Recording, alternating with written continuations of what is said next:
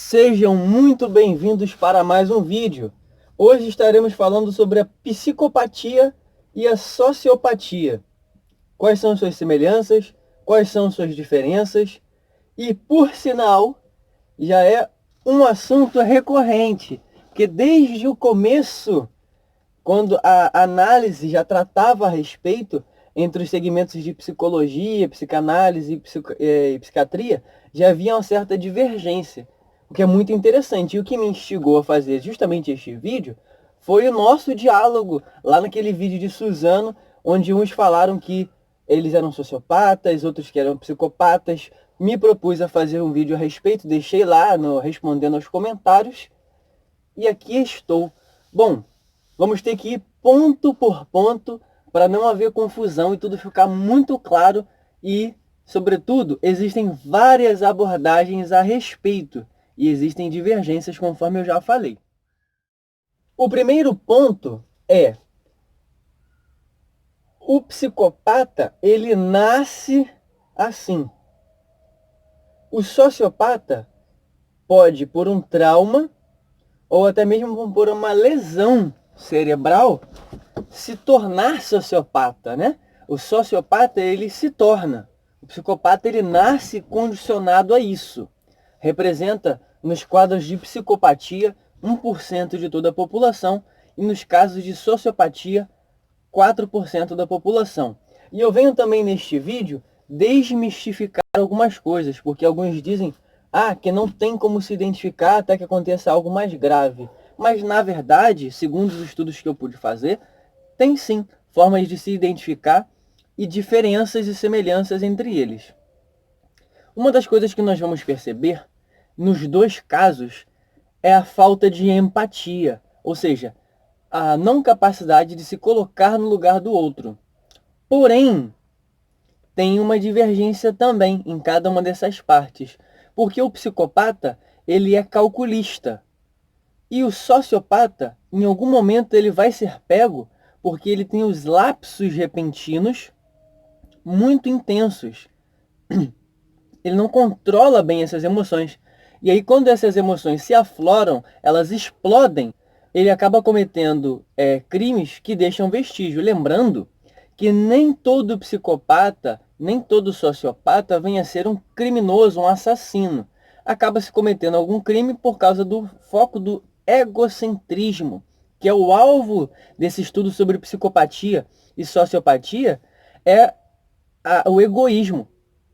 Porque através do egoísmo a pessoa acabará, por fim, prejudicando a outro. Só que nem sempre de forma ilegal, porque existem, dentro dos relacionamentos afetivos, a manipulação mental. Os gatilhos de manipulação. E estes gatilhos vão provocar o mal do outro, mas não são ilegais, que é quando você obriga o outro moralmente a fazer algo para o seu benefício. Tanto o sociopata quanto o psicopata, eles terão essa conduta de manipular o outro. Agora, o psicopata, ele é discreto. Ele absorve estas informações e consegue transmiti-las de forma muito mais convincente. O sociopata, em algum momento, ele explode, né? E aí, o que acontece? Acontece que tanto em um quadro quanto o outro, né, nós perceberemos um forte impulso, mas principalmente do psicopata, em se tornar superior, principalmente com o corpo. A linguagem corporal de um psicopata, ele é constantemente superior. Ele não tem fraquezas.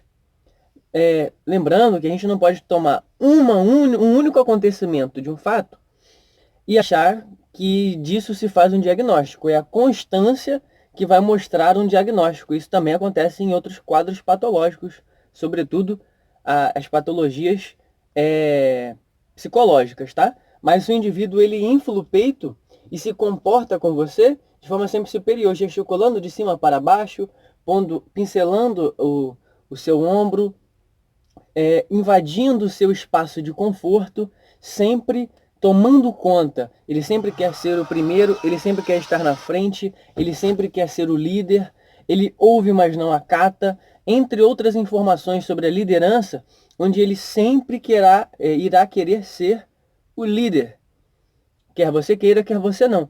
Não é um dos mitos que existem é que o psicopata ou o sociopata não tem emoções. Ele tem emoções.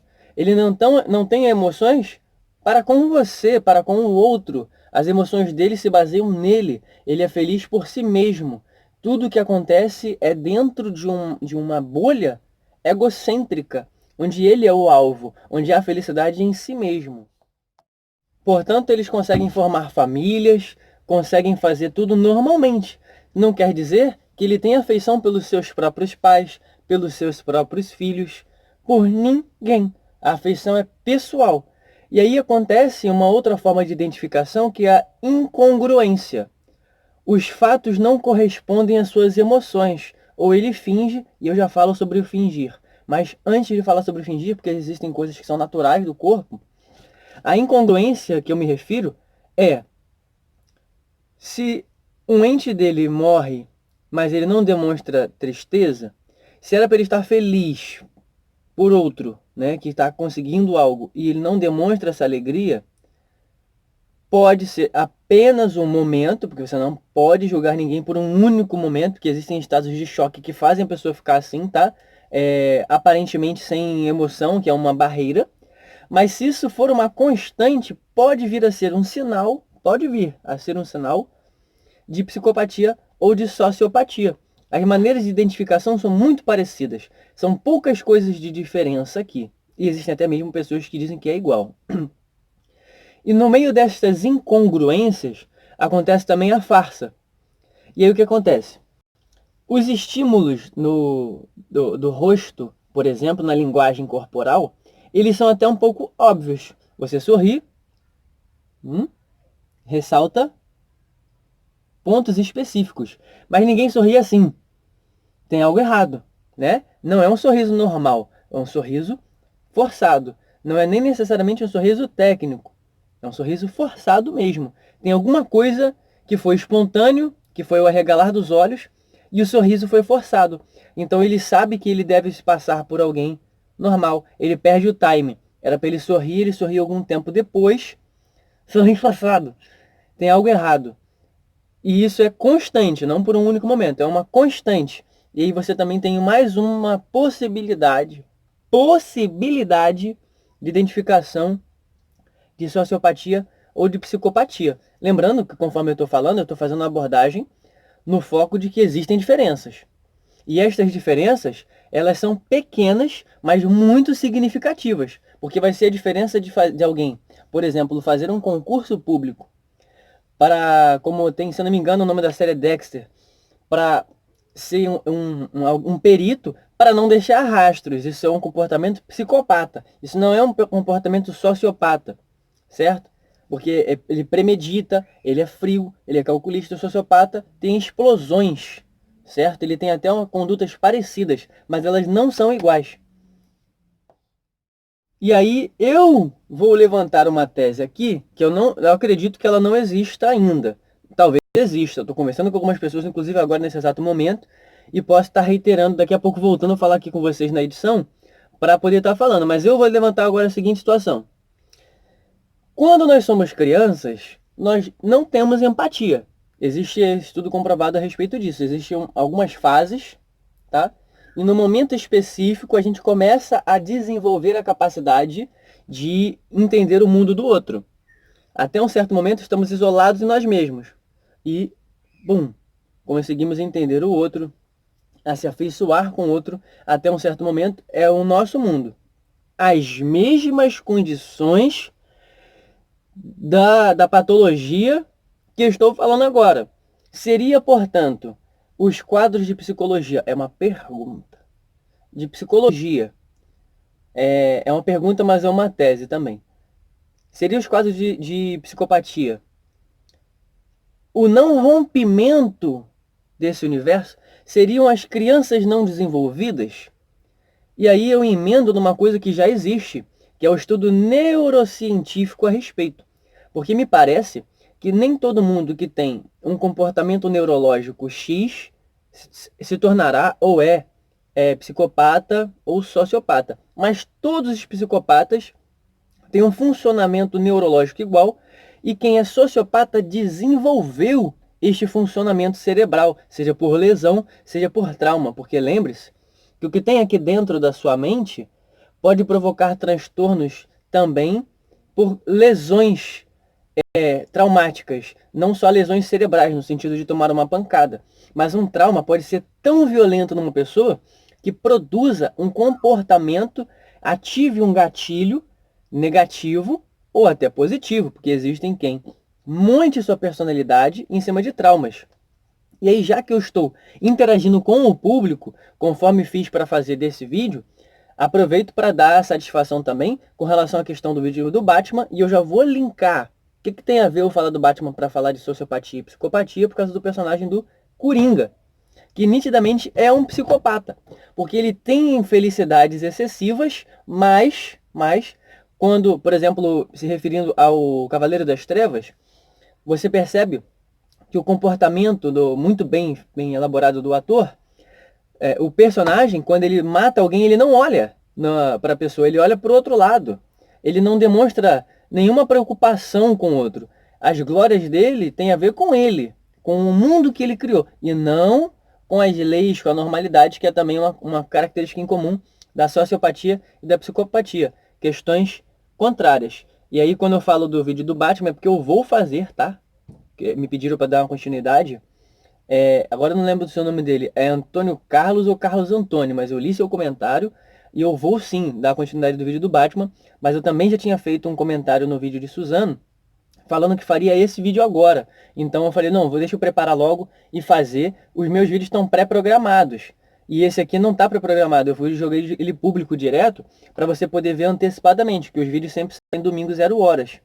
E esse eu antecipei. Eu coloquei no domingo subsequente. E assim que eu fizer o vídeo do Batman também, eu vou colocar subsequente. Para poder atender a expectativa do espectador. Expectativa do espectador, ficou engraçado. Enfim, então tudo isso voltando aqui, é o universo da psicopatia e da sociopatia. Lembrando que identifiquei um indivíduo com este cenário patológico. O que eu faço? Afaste-se. Somente isso. Por quê? Segundo a psiquiatria, não há cura e também não há redução nestes transtornos. Outras teorias psicológicas e psicanalíticas convidam, não a nós réis mortais, mas a nós estudiosos, a sim dar um passo mais adiante e tentar algum tipo de tratamento. E disse em algumas pessoas, alguns psicólogos e alguns psicanalistas, poucos psiquiatras, mas alguns também dizem, que é possível que o indivíduo reconheça que sofre do transtorno, mas não concorde, no sentido que ele entende o que é errado, entende que ele não tem empatia, mas ele não concorda com isso, ele continua preso no seu próprio mundo. Outros dizem que isso é altamente perigoso, porque muito provavelmente ele usará de todos esses conhecimentos contra você, contra mim, contra todas as pessoas em volta. Não necessariamente porque ele quer produzir o mal, é porque ele quer produzir um bem próprio, e aí automaticamente o meio que vai levá-lo a isso poderá ser um mal. E aí esse egoísmo constante vai ser muito prejudicial. Inclusive, é uma coisa que eu levanto aqui, é o seguinte: é possível um psicopata ou um sociopata se suicidar? Um sociopata, certamente. O psicopata, apenas se essa morte for um motivo de glória. Ele de alguma forma poder colher alguma glória, mesmo que ele não esteja aqui para ver. Do contrário, não. Então, muito dificilmente, que aqueles transtornos, nem todo assassino é psicopata ou sociopata. Aqueles transtornos que a pessoa vem e mata todo mundo e se mata, não necessariamente ele seja um sociopata ou um psicopata. Este quadro patológico ele é muito específico. É uma coisa muito radical, até mesmo entre os criminosos. Vale ressaltar que a grande maioria tem a seguinte lógica, tanto num quadro quanto no outro, tá? Tanto a psicopatia quanto a sociopatia. O indivíduo ele não está louco e ele não está normal. E é por isso que ele é mais perigoso. Ou seja, ele entende o nosso mundo, ele convive conosco, mas tem pensamentos anormais que fogem daquilo que nós consideramos normal para a sociedade, normal para o dia a dia comum. Os seus pensamentos são fora da normalidade, mas ele se comporta normalmente, até certo ponto. Então, esse estado entre a lucidez e a anormalidade é que faz esse indivíduo ser altamente perigoso. E aí, voltando a falar sobre a questão da empatia, você vê por uma constante, não é uma vez, não é duas, é sempre a falta de comportamentos colaborativos. Ou seja, vou dar um exemplo aqui aleatório, tá? Porque você, conforme eu falei, tem que ver, vou repetir várias vezes para ficar bem massificado na sua cabeça. Não é uma vez, teria que ser várias vezes para você falar, não, isso aí tá perigoso. O indivíduo vai buscar uma coisa, sei lá, uma água, e ele busca para ele, e não para todos. Só que ele não faz isso uma vez, é sempre, e é com tudo. É com a água, com a promoção, com vários tipos de coisas. Existem muitas pessoas que são egoístas, mas este egoísmo egocêntrico excessivo é que pode ser um sintoma de psicopatia ou de sociopatia.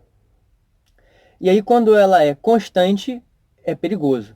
Então você tem que notar um todo. E por isso que eu ressaltei a questão das crianças, porque isso pode acontecer, demora um tempo para a criança associar que existem outras pessoas. Mas, voltando aqui ao foco, esse comportamento de ausência colaborativa, pega isso aí, ausência de comportamento colaborativo pode ser um sintoma. Lembrando que nem todo, já falei, mas repito, nem todo psicopata, nem todo sociopata é um assassino sanguinário. Mas poderá ter cargos, por exemplo, fazer isso acontecer para que ele consiga manipular, esteja estar no controle e prejudique o outro com isso. A intenção não é prejudicar o outro, é saciar seu egocentrismo, e isso prejudica o outro. É uma coisa que leva a outra. Assim como quando ele não tem nenhum cargo, às vezes nas relações afetivas, ele manipula e faz com que o outro esteja totalmente dominado, que é a tortura mental, que eu falei anteriormente, não é crime. Mas essa é uma constante, ele sempre faz algo voltado a si mesmo. Uma das diferenças que eu acho crucial entre um e outro é que até certo momento ambos não sentem remorso. Mas o sociopata que está aqui, ó, ele oscila. E quando ele oscila, ele sente remorso, ele sente empatia. E ele entristece, sente culpa pelo que fez. E depois volta. O psicopata não, é uma constante. Ele, em momento algum, ele vai mudar, porque a atividade cerebral dele é constante. Ele vai continuar sem sentir culpa, sem sentir remorso, e não se preocupando com a dor do outro. E aí eis a questão, mesmo durante um ato perigoso, mesmo com a adrenalina no corpo, a ansiedade do psicopata não sobe. Então ele não demonstra sinais claros. Ele se comporta friamente e faz algo. O sociopata não. O sociopata ele tem esses picos, e esses picos vão lhe provocar adrenalina, e por isso costumam deixar rastros. O psicopata ele é frio, mas é muito frio nas suas ações.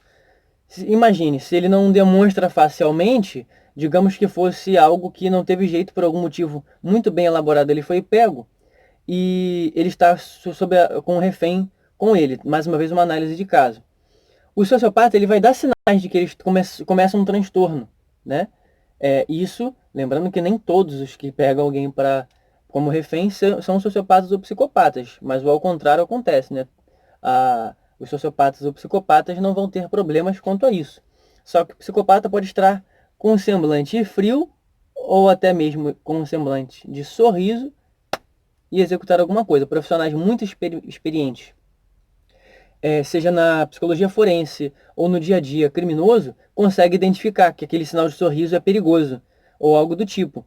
Agora, o sociopata ele vai mostrar que ele está meio transtornado, ele demonstra, e aí você consegue antever algumas coisas. Ambos conseguem mentir com muita facilidade, justamente por causa de toda esta questão do quadro facial e a questão da ausência de empatia. E aí a mentira em excesso traz a facilidade em mentir. E esta facilidade em mentir é muito perigoso, até porque a próxima vítima pode ser você ou eu. E aí, imagine, se é uma constante, ele consegue também, até mesmo por análise de estudo, entender quais são as expressões, apesar de elas ficarem fora do time, que convencem. E aí eles aprendem com mais facilidade como mentir. Não só pelo costume de mentir e a falta de empatia, mas também porque costumam ser pessoas, em ambos os casos, mais inclinados a estudar. E o perigo, em alguns casos, em alguns segmentos, pede-se para não tentar tratar, para que ele não use de todos esses conhecimentos contra a sociedade. Agradeço a você que ficou até aqui. Deixa seu like, se inscreve no canal caso não seja inscrito, deixa nos comentários as suas sugestões para os próximos vídeos e faz aquela maratona com os vídeos que estão aparecendo agora aí na sua tela. E até a próxima!